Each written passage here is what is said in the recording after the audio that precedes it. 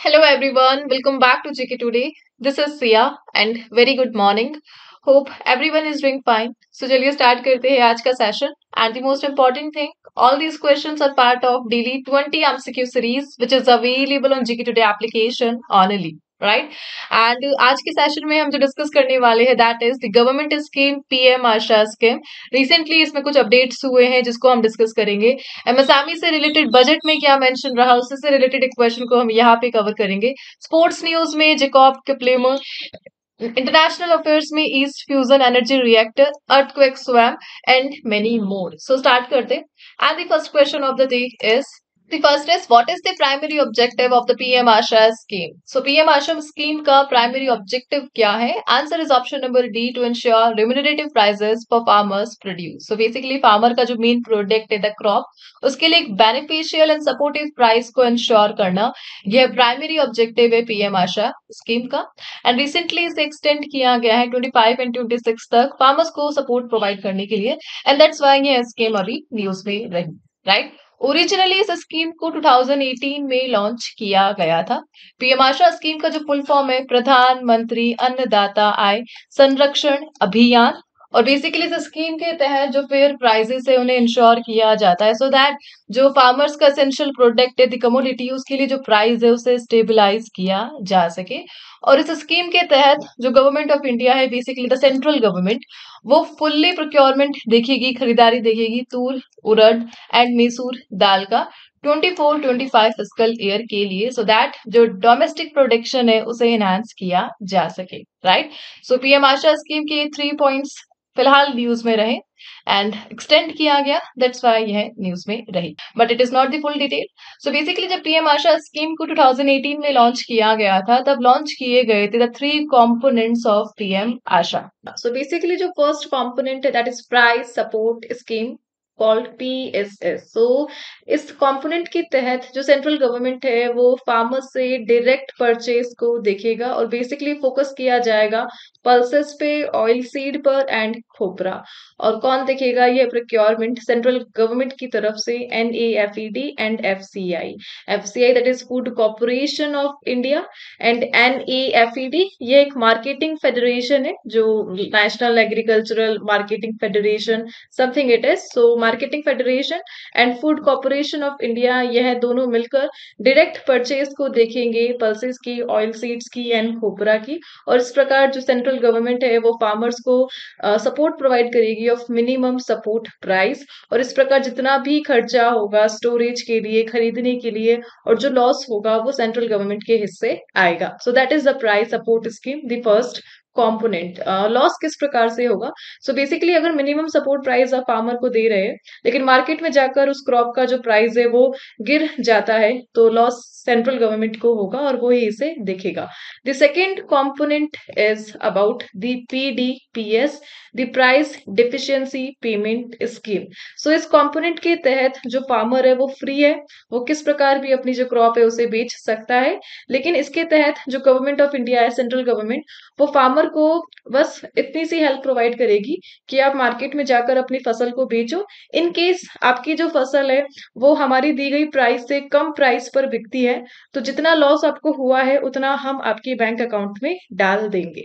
So basically minimum support price and market price का जितना भी डिफरेंस रहेगा उसका भुगतान कौन करेगा? Central government to the farmers. And farmers free है इसके तहत अपनी क्रॉप को डायरेक्ट मार्केट में बेचने के लिए। लेकिन अगर उन्हें लॉस होता है, मिनिमम सपोर्ट प्राइस से कम में बिकती है तो गवर्नमेंट ऑफ इंडिया उन्हें इसके लिए भुगतान करेगी और पैसा डायरेक्ट फार्मर के बैंक अकाउंट में जाएगा।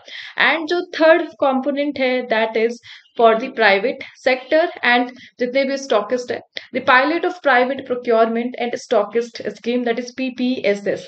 तो इसके तहत फार्मर से जो क्रॉप है वो कौन खरीदेगा? The private stockist. और प्राइवेट जो कंपनीज है वो ऑयल सीड्स को खरीदेगी, सिलेक्टेड ऑयल सीड्स को फ्रॉम दी फार्मर्स।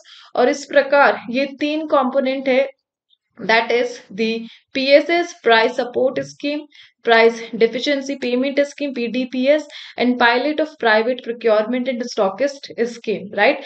And केवल एक स्कीम को यूज किया जा सकता है थ्रू दी फार्मर, या तो PSS यूज कर लो जिसमें आप अपनी जो फसल है वो गवर्नमेंट ऑफ इंडिया को दे रहे हो, या फिर PDPS यूज कर लो जिसमें आप अपनी जो फसल है वो किसको दे रहे हो, प्राइवेट सेक्टर को, राइट?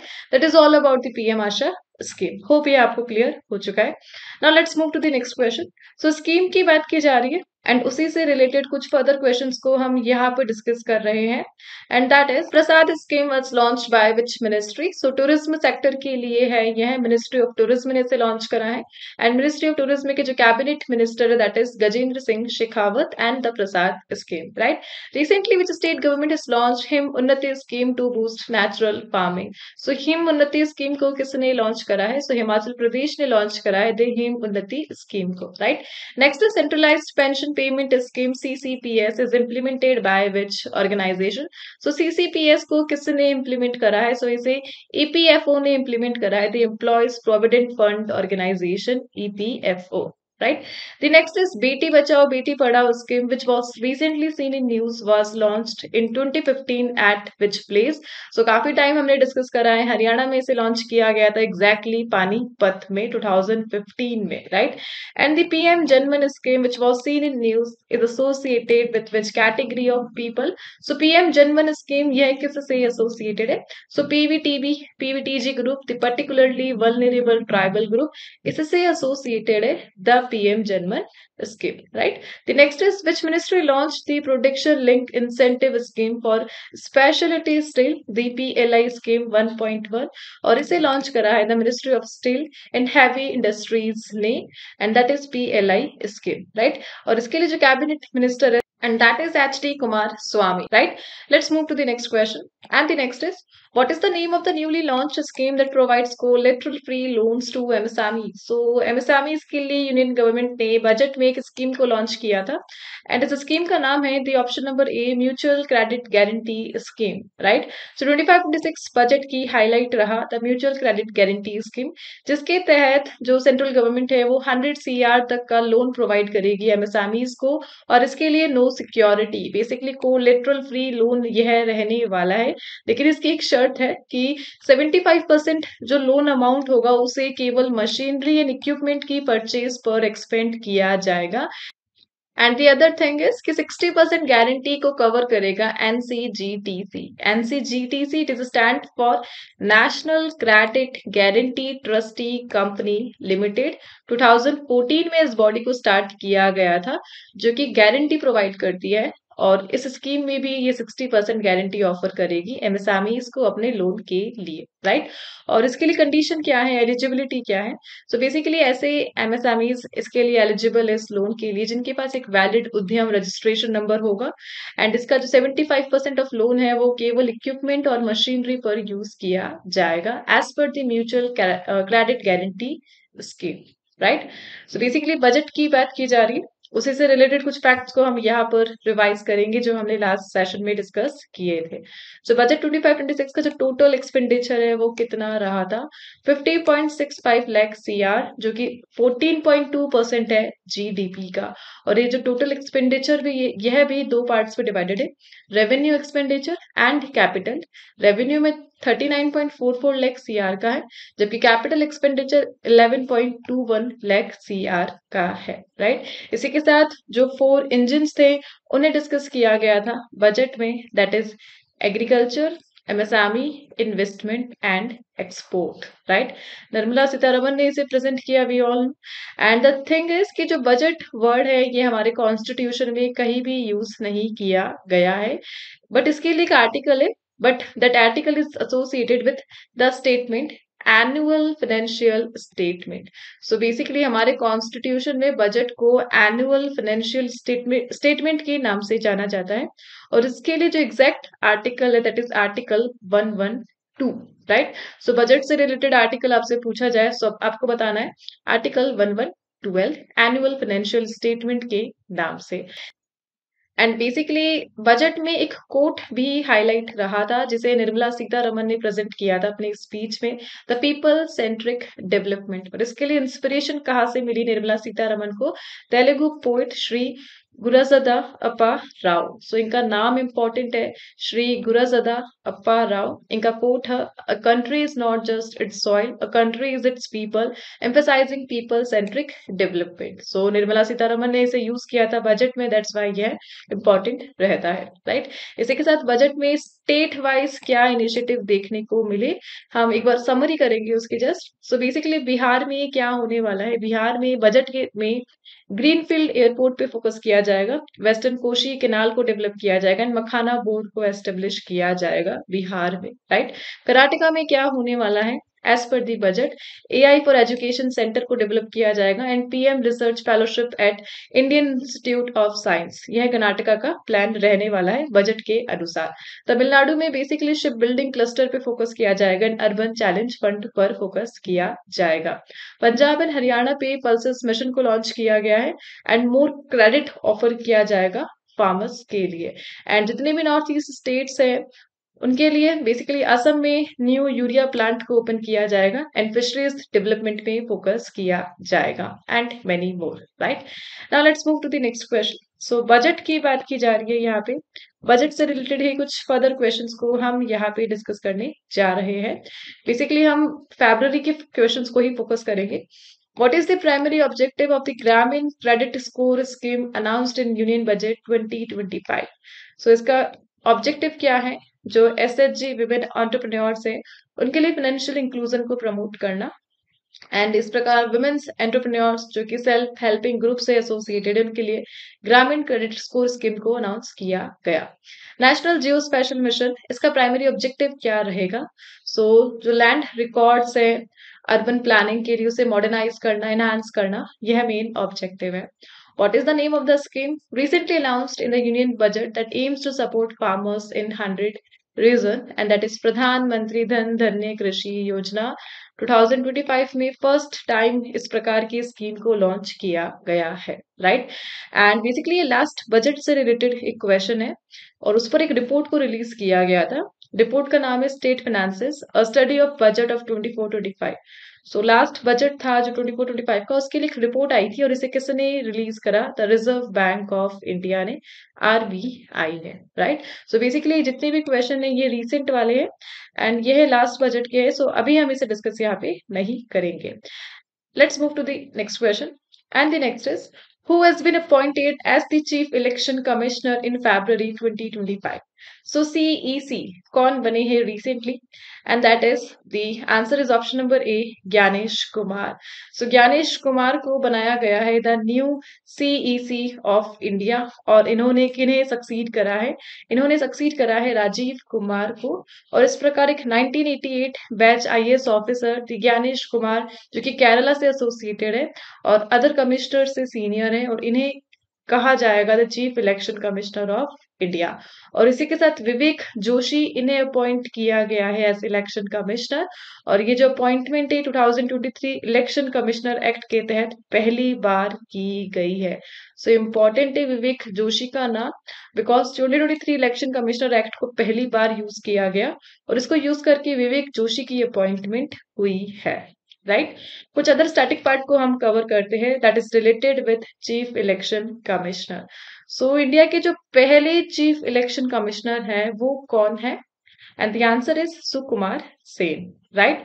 इंडियन कॉन्स्टिट्यूशन में कौन सा आर्टिकल है जो डिस्क्राइब करता है द इलेक्शन कमीशन को as a multi member body? So article 325 describe करता है इलेक्शन कमीशन को as a multi member body, right. And who was the first female chief election commissioner of India? And she is the VS Rama Devi. So Rajiv Kumar को replace करके the new CEC Gyanesh Kumar, right. So appointment से related कुछ further questions को हम यहाँ पे discuss करने जा रहे हैं जो रीसेंट अपॉइंटमेंट हुई है। Who has been appointed the DG? So CRPF के DG कौन अपॉइंट हुए? That is Gyanendra Pratap Singh. Revenue secretary in the ministry of finance and that is Tuhin Kanta Pandey, right. And ISRO के जो चेयरमैन बने हैं दैट इज वी नारायणन, यह बने हैं। The CRPF के DG already discussed, Gyanendra Pratap Singh. Revenue Secretary of Finance Minister already discussed, Tuhin Kanta Pandey. And the ninth chairperson of National Human Rights Commission, यह कौन appoint हुए हैं? That is V. Rama Subramanian. यह appoint हुए the ninth chairperson of the National Human Rights Commission, who has been appointed as chairperson of the UN Internal Justice Council in December 2024, and that is Madan Lokur. Madan Lokur को appoint किया गया था UN Internal Justice Council के chairperson. Let's move to the next question, and that is the international affair. Which country has developed experimental advanced superconducting tokamak fusion energy reactor? So recently fusion energy reactor news में रहा, जिसे east के नाम से जाना जा रहा है, ईस्ट, और इसे किसने डेवलप किया है? Answer is option number B, China. So recently China का ईस्ट एनर्जी रिएक्टर जो कि बेस्ड है फ्यूजन पर, यह न्यूज में रहा बिकॉज इस रिएक्टर ने रिसेंटली एक वर्ल्ड रिकॉर्ड को सेट किया है. एंड बेसिकली जो रिकॉर्ड बना है by the plasma, so reactor के अंदर जो प्लाज्मा है इसने लगभग 1066 सेकंड तक अपना 100 मिलियन डिग्री सेल्सियस टेम्परेचर को मेंटेन करके रखा. 1066 सेकंड्स होते हैं लगभग 17 से 18 मिनट. सो 17 से 18 मिनट तक यह जो प्लाज्मा है ये 100 मिलियन डिग्री सेल्सियस तक जलता रहा, मेंटेन करके रखा अपना temperature. And that is the new record by any reactor, और यह किया है चाइना की ईस्ट रिएक्टर ने. दैट्स वाई यह क्वेश्चन अभी न्यूज में रहा, राइट.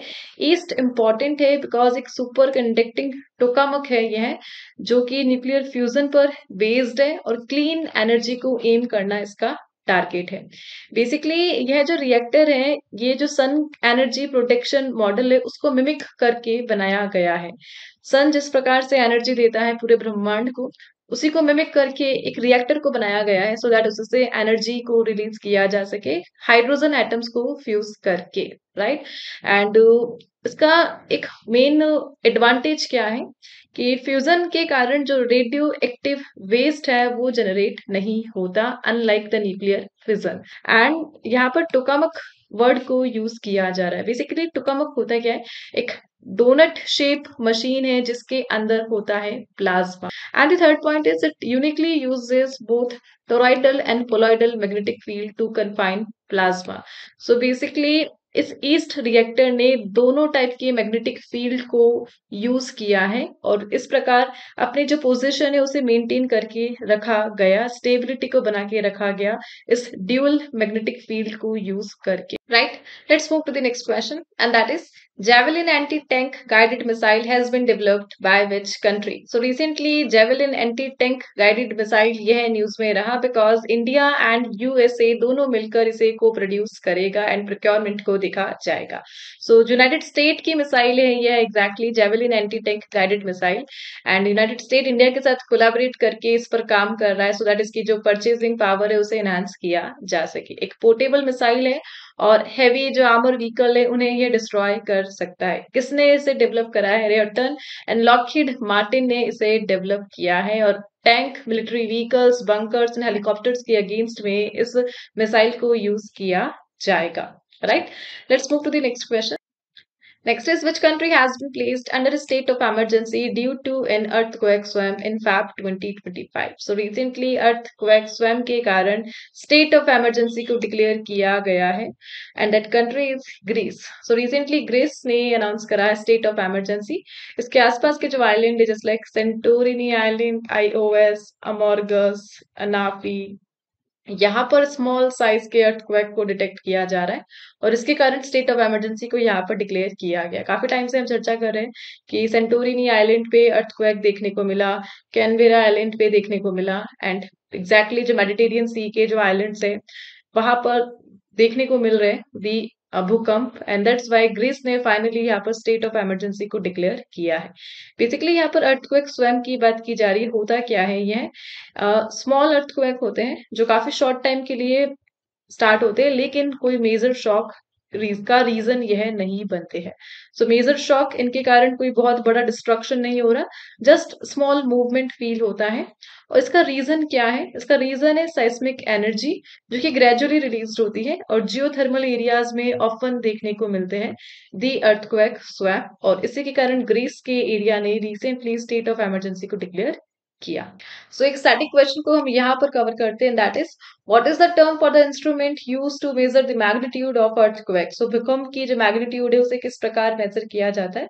सो इसके एक इंस्ट्रूमेंट को यूज किया जाता है, दैट इज साइस्मोमीटर। सो साइस्मोमीटर को यूज करके मैग्नीट्यूड को नापा जाता है। Let's move to the next question, and that is Saparnika River, which was seen in news, flows through which state? So recently, Saparnika River यह न्यूज में रही है, किस स्टेट के थ्रू यह फ्लो होती है? कर्नाटका के थ्रू यह फ्लो होती है। यह रिवर अभी न्यूज में रही। मोस्ट ऑफ द रिवर्स इसीलिए न्यूज में है बिकॉज यहाँ पर पॉल्यूशन देखने को मिल रहा है। And the same thing is with the Karnataka Sauparnika river. Sauparnika river यह कहाँ पर लोकेटेड है? कोलूर मुकाम्बिका टेम्पल के नियर बाय लोकेटेड है। एंड पॉल्यूशन कंसर्न यहाँ पर राइज हो रहे हैं, एंड दैट्स वाई यह क्वेश्चन हम यहाँ पर लर्न कर रहे हैं। बेसिकली यह कहाँ से फ्लो होती है? जो हील्स है, दैट इज कोदा चद्री हिल्स, यहाँ से यह ओरिजिनेट होती है। देन बेंदुर तालुक से फ्लो होते हुए अरेबियन सी में मर्ज हो जाती है दी सौपर्णिका रिवर। इनका जो नाम है यह गरुड़ के नाम पे रखा गया है फ्रॉम द हिंदू मिथोलॉजी, जिसके अनुसार कहा गया गरुड़ देवता इन्होंने इस रिवर के बैंक पर मेडिटेशन किया था, तपस्या की थी, और इसके कारण इस रिवर का नाम रखा है दी सौपर्णिका रिवर। बेसिकली गरुड़ को कहा जाता है दी सौपर्णा, एंड दैट्स वाई इस रिवर को रखा गया the Sauparnika river, right. Karnataka की बात की जा रही है, स्टेट की बात की जा रही है। कर्नाटका से रिलेटेड कुछ मेजर अपडेट्स को हम यहाँ पर रिवाइज करने वाले हैं, and that is what is the name of a scheme launched by the Karnataka government to provide free bus travel for women, and that is Shakti scheme. What is the name of the initiative recently launched by Karnataka government to provide free healthcare services to the citizens, and that is Griha Arogya? Which grassland in Karnataka was recently declared a conservation reserve, and that is Hisarghatta grassland? What is the name of the Karnataka's first gas-based power plant recently inaugurated by state CM, and that is Yelahanka Combined Cycle Power Plant? Archaeologists recently discovered the first evidence of rock art in which city of the Karnataka, and that is Mangaluru.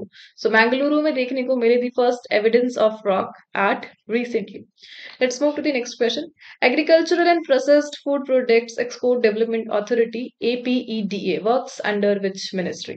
APEDA यह अभी news में रही, और किस ministry के under यह काम करती है? Ministry of commerce and industry के अंडर यह काम करती है। कॉमर्स एंड इंडस्ट्री के जो मिनिस्टर है that is Piyush Goyal, and IT के मिनिस्टर अश्वनी वैष्णव है। एपेडा अभी न्यूज में रहा बिकॉज इन्होंने कोलैबोरेशन करा है एग्रोस्टार के साथ एंड KB एक्सपोर्ट्स के साथ, और इनके साथ कोलैबोरेशन करके जो अनार है दैट इज पोमोग्रेनेट्स, इन्हें भेजा गया है ऑस्ट्रेलिया, एक्सपोर्ट किया गया है। संगोला एंड भगवा जो पोमोग्रेनेट्स है, अनार है, उन्हें सी रूट से ऑस्ट्रेलिया में एक्सपोर्ट किया गया है, और इस प्रकार ये इंडिया का पहला कमर्शियल ट्रायल रहा, इसीलिए इंपॉर्टेंट है द एपेडा। बेसिकली एपेडा को 1985 में एस्टेब्लिश किया गया था, एंड बेसिकली इंडिया का जो एक्सपोर्ट है उसे सपोर्ट करता है, उसके लिए रजिस्ट्रेशन को प्रोवाइड करना, फाइनेंशियल असिस्टेंस प्रोवाइड करना, एंड एक्सपोर्ट शेड्यूल प्रोडक्ट्स के लिए गाइडलाइन को जारी करना, यह मेन काम है एपेडा का। Let's move to the next question. Where was India's first vertical bifacial solar plant inaugurated? First of its kind, India का पहला वर्टिकल बाइफेशियल सोलर प्लांट यह कहाँ पर इनोग्रेट किया गया? And answer is option number B, New Delhi. Bifacial है, दोनों तरफ से सोलर एनर्जी हमें देगा ये, और रिसेंटली ये कहाँ पर ओपन हुआ है? Okhla Vihar metro station, new Delhi.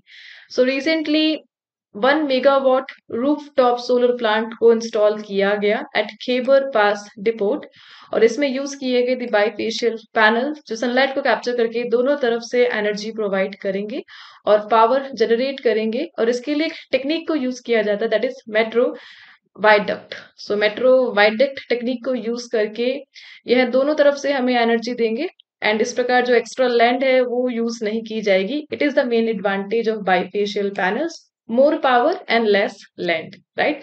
India का पहला वर्टिकल बाइफेशियल यह न्यू दिल्ली में रिसेंटली इसका इनोग्रेशन हुआ, द 1 मेगावाट इंस्टॉलमेंट।